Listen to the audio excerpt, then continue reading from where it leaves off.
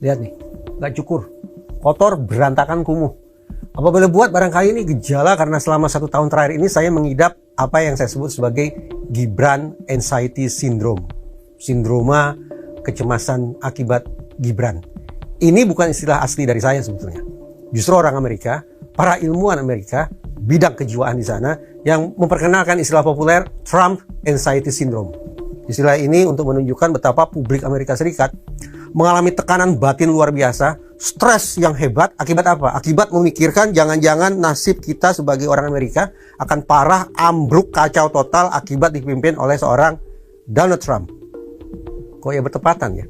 Hari-hari belakangan ini rakyat Amerika juga sedang marah besar ke Presiden Trump. Beda dengan situasi dalam negeri, 1 tahun pemerintahan Prabowo Gibran yang berdasarkan hasil survei, ternyata masyarakat Indonesia mengeluh-elukan Presiden Prabowo, terbukti lewat hasil survei 80-an% percaya dan happy atas kepemimpinan beliau. Kembali soal Gibran. Saya akui ya, terus terang bagi saya memberikan dukungan kepada Presiden Prabowo, tapi keberadaan Gibran Raka Buming Raka itu memang menjadi kerikil dalam sepatu pemerintahan. Kenapa begitu? Pertama, pribadi nih. Tahun lalu, tepatnya November 2024, saya terus terang menyampaikan sejumlah keluh kesah ke nomor pengaduan Wapres Gibran. Nomornya 0811 1704 2707. Kalau tidak salah begitu nomornya. Saya cek ulang ya. Betul. Apa isi keluh kesah saya? Pertama, saya mengeluh kesahkan tentang kenapa sih tidak ada proses hukum terhadap Fufafa. Katanya kita ini menaruh rasa hormat terhadap kaum Hawa. Kita benci terhadap yang namanya kekerasan. Tapi kenapa negara tidak kunjung bergerak mencari siapa sih sesungguhnya Fufafa lalu menjebloskannya ke dalam penjara kalau divonis bersalah? Jawaban dari nomor yang tadi saya sebut adalah, terima kasih atas laporan Anda.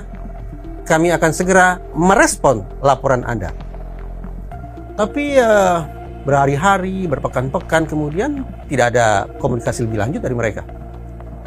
Saya lanjutkan lagi komunikasinya tentang keluh kesah yang lain. Tahun 2024 juga di tanggal 13 November. Saya bertanya, Mas Wapres, mobil yang sekarang saya pakai umurnya sudah belasan tahun. Saya mau ganti dengan SMK. Lalu saya bertanya ke Mas Wapres, ke Gibran, di manakah dealer SMK terdekat di Jakarta? Jawabannya, tidak ada jawaban. Sehari kemudian, 14 November, saya coba lagi berkeluh kesah. Saya usul begini, karena Indonesia itu butuh perhatian besar terhadap isu perlindungan anak, saya usul agar area perlindungan anak ini menjadi kekuasaannya Wapres. Untuk mendukung kerja Wapres, tunjuklah nama-nama besar semisal Kak Seto Mulyadi atau Bunda Lisda Sundari sebagai penasehatnya. Sayang beribu sayang, ternyata juga tidak direspon oleh Wapres Gibran. Itu bukti bahwa apa boleh buat, saya sebagai warga negara Indonesia memegang KTP Jakarta ternyata tidak digubris oleh Wapresnya. Betapapun saya tidak pilih dia, tapi karena dia sudah kadung jadi Wapres saya berharap dia akan memberikan perhatian. Tapi ternyata dari sejumlah keluh kesah yang tadi saya sebutkan, cuma sekali direspon. Itu pun perkiraan saya bukan direspon oleh manusia, tapi direspon oleh mesin dalam bentuk auto reply saja.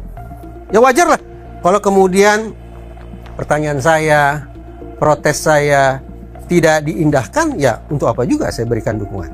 Itu satu alasan kenapa saya terus terang mempertanyakan seberapa relevan sesungguhnya keberadaan Wapres Gibran bagi negara kita, atau setidaknya bagi saya. Alasan yang kedua, kenapa ya saya kok memandang posisi Gibran di kursi Wapres itu tidak penting? Jawabannya adalah karena saya mencoba membandingkan besaran gaji plus tunjangan yang diterima oleh Gibran, saya bandingkan dengan kinerjanya selama 1 tahun ini. Saya sungguh-sungguh tidak tahu ya, apa ya pencapaiannya, atau paling tidak apa ya wacana kebangsaan yang besar, apa ya narasi dahsyat dalam lingkup kenegaraan yang sudah diproduksi oleh Gibran sebagai seorang wakil presiden. Saya tidak menemukan jawabannya. Jadi kalau 1 bulan Gibran itu pendapatan kotornya sekitar 40-an juta, menurut saya terlalu tinggi. 1 tahun berarti kan penghasilannya sekitar setengah miliar ya, yang hampir 500 juta. Itu baru bicara soal duit tuh, bicara gaji dan tunjangan. Kalau kemudian kita bicara pengamanan wakil presiden, transportasi wakil presiden, dan layanan-layanan lainnya, sarana prasarana lainnya juga dimasukkan ke dalam kalkulator, saya yakin jumlahnya jauh lebih fantastis lagi. Tapi, tadi saya katakan, besaran itu sungguh-sungguh tidak sebanding dengan kontribusi Gibran bagi negara ini dalam kapasitasnya sebagai seorang wakil. Oke teman-teman, kembali lagi bersama saya di channel video kali ini. Kita melihat cuplikan video yang sangat menarik ini. Alhamdulillah kalau si Gibran dilengsarkan, Indonesia banyak orang pintar buat gantiin Gibran. Kupas habis suarakan keadilan demi tegaknya bangsa ini, jangan sampai kendor demi tegaknya bangsa ini. Wapres plenge plongo karena tamatan SD sekolahnya, ayo jangan setengah-setengah, jika tidak mau mundur segera dimakzulkan. Biar NKRI tidak diambang kehancuran. Memang catat konstitusi pemilu awal yang buruk. Bapaknya pelanga, anaknya pelingo, bapaknya ijazah palsu, anaknya ijazah SMA yang disetarakan melalui kebohongan parah. Betul geruduk aja kalau cuman ngomong gak ada apanya, alias dicuekin. Gaspol lah Bang Hotman, Indonesia tak hanya butuh orang-orang cerdas berintegritas, tetapi darah-darah pejuang yang ikhlas untuk beribu pertiwi ini. Mantap, copot aja muak kami pada Wapres. Mestinya DPR harus berbunyi melihat situasi ini, tapi aneh kok diam adem saja. Makzulkan amat setuju, negara ini bukan sebuah keluarga saja. Bapak hanya berharap pada ingin coba tanya pada rumput yang bergoyang. Gibran lagi asik sibuk main Tamiya sama Lego. Saat debat Cawapres punya program perluas kebun binatang dan gemukan binatangnya sudah 1 tahun belum ada indikasi akan dilaksanakan. Lalu timbul pernyataan ataupun pertanyaan, apakah maksudnya memperluas cakupan termul yang akan diwarisinya dan warisan. Termul itu yang dia akan gemukan, kalau yang dia maksud adalah berbagai jenis binatang. Beliau tidak ada konsep untuk itu karena kompetisinya tidak akan sanggup memikirkan. Pemerintahannya pada takut, heran sama anak kecil aja takut. Dia kemanain? Rakyat, para jenderal, para prof, para DR, ayo dong ikut berbicara. Enggak ridho, saya masyarakat bawah bayar pajak untuk menginginkan pemimpin yang bisa benar-benar mencari solusi masalah yang dihadapi negara, nggak hanya sibuk pencitraan tapi diberi tunjangan fantasi untuk gaya hidup mewah. Kalau mundur keenakan, dimakzulkan itu setara dengan dosa-dosanya menipu rakyat.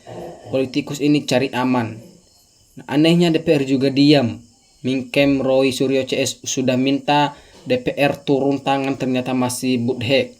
Pemerintah kita pada tidur atau pada takut sama Jokowi. Udah jelas-jelas rakyat udah dibohongi dengan kepalsuan ijazah Jokowi.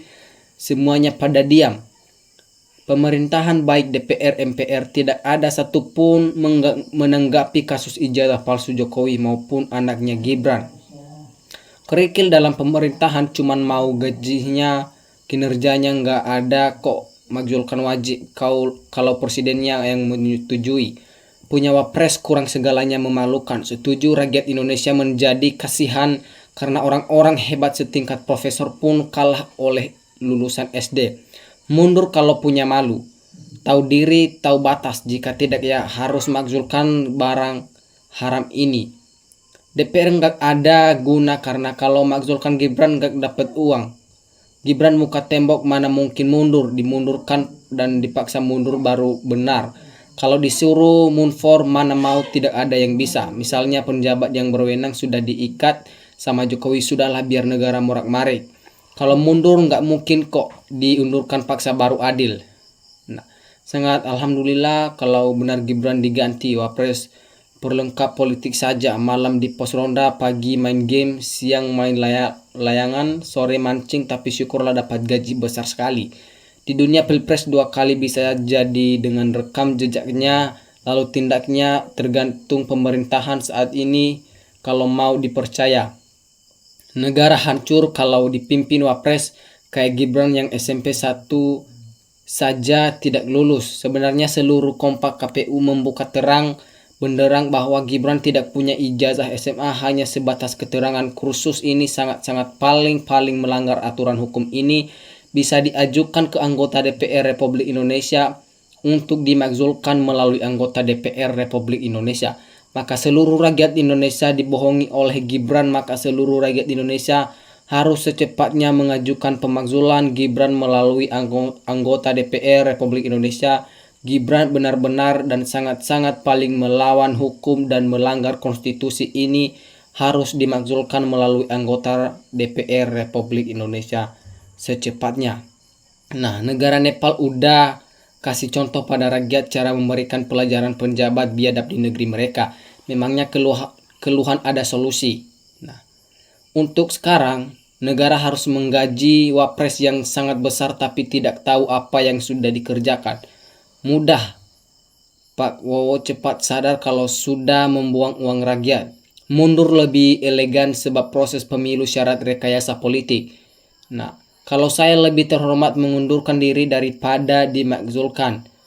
Nah, alhamdulillah mestinya tahu diri bisa mengukur diri layaklah. Penegak hukum nggak punya nyali, ciut beda dengan kasus rakyat jelata mereka sangat gagah. Anak SD nggak kira mengerti arti omongan orang dewasa, dipecat pun dia nggak ngerti. Memang logok, lihatlah performatnya. Ketua Panitia 17 diangkut jadi wapres jelas jauh beda. Biarkan Presiden Prabowo Subianto sendiri saja tidak masalah tanpa wapres. Ya Allah, hamba mohon perlindungan, keselamatan, kesehatan, panjang umur, kekuatan, murah rezeki untuk Pak Prabowo dan juga untuk rakyat-rakyat Indonesia. Rakyat yang bisa memakzulkan Gibran harus bersatu, jangan dibiarkan.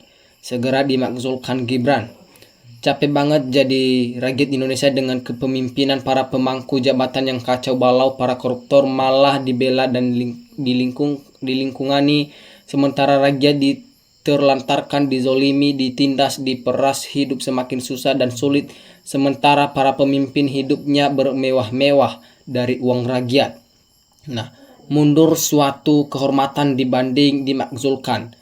Yang harus dimakzulkan itu ketua DPR yang bikin rakyat sengsara, mengeluarkan undang-undang seenak jidat. Masyarakat Indonesia harus kompak. Gibran kemarin dipaksa bapaknya, sekarang Gibran dipaksa keadaan dan rakyat. Harusnya keluh kesahnya yang ringan dan yang lucu. Nah, tolong undang-undang tentang pesangon karyawan terkena PHK, Omnibus Law dikembalikan seperti dulu. Itu zaman Jokowi bikin sengsara para buruh. Kami rakyat Indonesia mohon sesegera mungkin dimakzulkan si Gibran karena dia tidak bisa kerja dan kami muak dari pertama juga si Jokowi Gibran itu akan hancur negara kita ini. Sebelum disuruh mundur lebih baik mengundurkan diri saja. Nah, Gibran nggak pernah lagi kelihatan di TV, mungkin terutama sangat setuju. Kasus Fufu Fafa juga nggak dibongkar juga kok, kasus lainnya gimana? Ya Allah, kalau orang yang otaknya waras dan akalnya sehat tentu malu jadi wapres yang tidak disukai rakyat. Tapi karena otaknya otak dan lek, nggak tahu mau yang bertahan. Benar sekali nggak ada kontribusi buat negara sama sekali. Cuman kunjungin pasar, sekolah yang nggak butuh di pendidikan tinggi. Kalau ditanya jawabnya nggak jelas dan cepat-cepat pamitan. Cuman jadi beban di pemerintahan Prabowo saja. Di Indonesia baru sekarang ini punya wapres yang ada kerjanya, ada pertanyaan diri media, pertanyaan dan jawabannya nggak nyambung. Mas jangan pura-pura tidak tahu deh, fotokopi Gibran itu cuma punya ijazah SD yang tuntas belajar, SMP di Solo nggak tuntas, di Singapura pun tidak tuntas belajar, alias Gibran tidak punya ijazah. Ya oke teman-teman, sekian pembahasan kita kali ini. Terima kasih. NKRI harga mati.